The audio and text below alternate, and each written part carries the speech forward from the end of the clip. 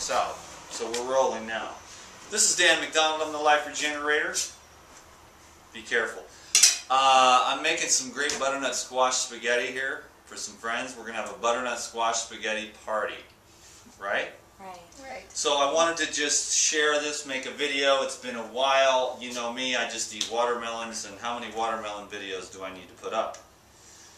So I'm glad that I can bring this to you. I want to thank everyone for being here so that I can have this opportunity to serve, and then I get to teach on the camera, so everybody wins, right? Right, thank you. Everybody gets to eat some gnarly grub. Yes. The story behind this butternut squash spaghetti is that there's a contest in New York for butternut squash, whatever you can do, right? So I decided to make butternut squash spaghetti, and I made a humongous bowl like that, really spicy.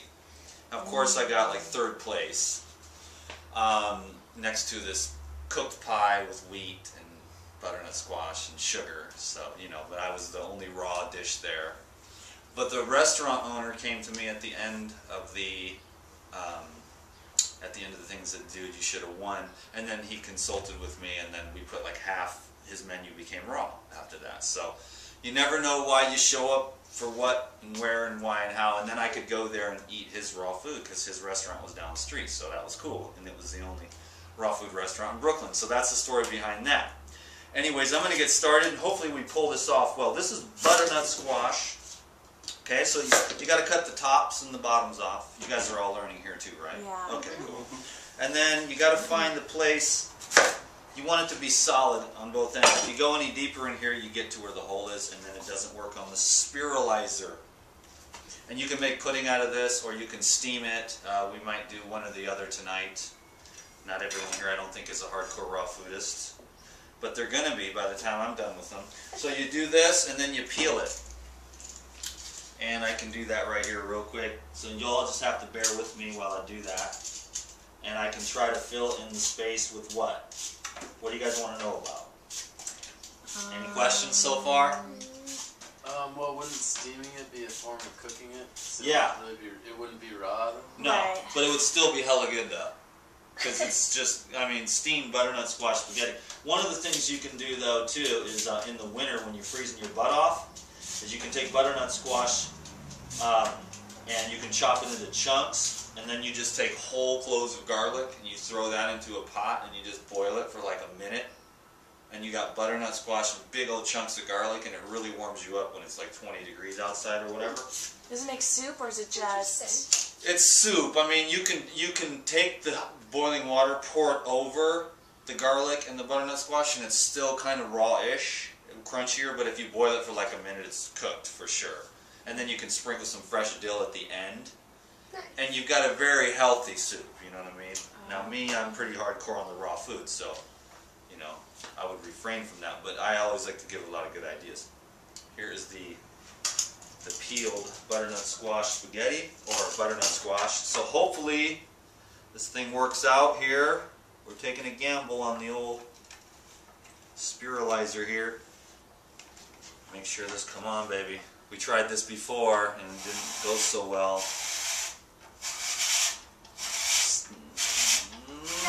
Come on baby. Sort of working. Yeah, it's working. We're getting them. Good. We tried it before, and for some reason it just didn't, it was like making one big fat linguine, you know? But this one's nice. There should be plenty for everyone here. How many people? 1, 2, 3, 4, 5, 6. As long as there's a couple of melons for me. I got these tangerines today too. Oh my God, is it making a mess? What would I do without you, babe? Well, some things are falling on the floor. You just want to make sure we get in the bowl. You just want to make sure that you don't have to clean it up. We're doing good though. It's too late for that. These are Life Regenerator videos. There's no such thing as a mistake. There's no flaw. The mistakes are why they love me. I know, it's true. So we got some pretty decent noodles out of that one. So check it out. That's how you do that with the pretty cool thing, spiralizer. I think it's $40. something like that. Yeah, it's like $35. Yeah, at some little Asian store or online. It's pretty cool. And zucchini's kind of the best, but you can do cucumber, Beets. honey, apple cider vinegar salad. That's really good too. So I'm going to throw in a bunch of little recipes, it looks like, for you. We'll put this to the side, and maybe off camera we'll throw on the steamer if everybody here wants some steam stuff. But big bowl of the noodles there. Next is sauce. This is the key. That's pretty easy, right? Anybody can do that. You can also make the noodles in the food processor too, little tiny ones, you know, and that'd be fine. That's a lot quicker. But this is more traditional. Anyways, this is going to be this is a sun-dried tomato sauce. So, and I knew I was going to miss something. I didn't get the herbs out, but I'm going to do the sun-dried tomatoes, about like a cup or two, and then these are just regular cherry tomatoes. Oops. And then I'm going to throw in some, about 4 dates into that for a little bit of sweetness. Ooh, these dates are juicy. A little bit of sweet, a little bit of sour. It's a pretty easy recipe, you know, pretty easy sauce. Any other questions? Do I seem nervous? No. I'm not really. I'm just thinking that this isn't the most high quality educational recipe video. You that look I've hot ever though. That's why I love made. me. Pump it up, baby. Yeah. Whisper that in my ear about 1,000 times. Make it happen. Okay, I got 4 cloves of garlic. I'm going to put just a little bit of Udo's oil. You can use flaxseed oil. Hemp seed oil is good. This is a really good Udo's oil. This is a good oil. What is Udo's oil? What's that? What is that? It's Udo's oil. It's got flaxseed, sunflower, sesame, coconut, evening primrose, which is really at the top of the list for essential fatty acids, and then rice bran and oat bran oil. Alright. That's a nice mixture of oils. I wouldn't recommend any more than like 2 tablespoons a week. You know what I mean? So you don't want too many fats, but you do need some for cellular integrity. You know. So I'm just going to put like a little bit, just to give it a little bit of savoriness. You know. I like to eat fat free for several days at a time. You know what I mean? Depends on what your workouts are and everything like that. Are you detoxing? Are you building? So you got to put it all into context. I'm perpetually detoxing, but we all know that about me now. This is apple cider vinegar. What's that? That's for the chef.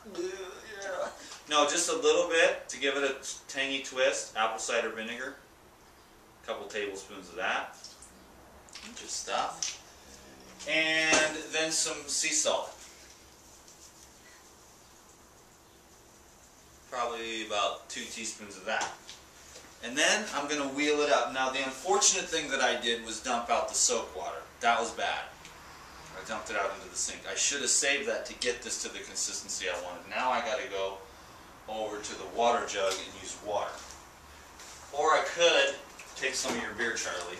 Yeah, this will be good in there. I'm just kidding, bro. Oh, I thought we were going to have a real party. Okay, let's see. We're using. Oh, there's a camera stuff. I forgot about that. Cool. And then so let's see what happens here. If this thing works out or not. Come on, baby. Oh, come on, baby. Oh yeah, no sweat.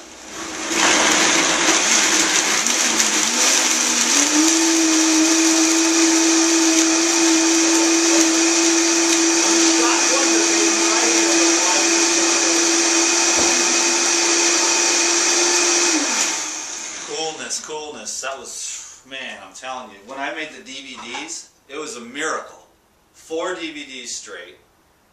Every single recipe. Everything went perfect. Every roll, every cut, every twist, every wrap, every mix, every blend. It was amazing. I was like, dude, who is this guy? I was high on fruit, though, the whole time. I'm filming all these DVDs, making all this great food.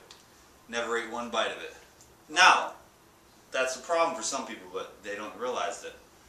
Serve the people, serve them where they are. You know, most people are not fruitarians, you know what I mean? Fruit and green juice, that's what I like to focus on. Those are my favorite 2 sources of fuel for the human organism. So here I need a taste tester. So I'm gonna get one random lucky person. Looks like you, Jen. Oh, alrighty. And you got to tell me, a little more salt, a little more garlic, too sweet, too tangy. What do we got? I can really taste everything in it, actually. And is it like perfect or what? It seems perfect to me, but I don't really know. Okay, well then we better get a Yeah. second opinion, but it's probably true. Well, not that I'm It's perfect, delicious, though. just that my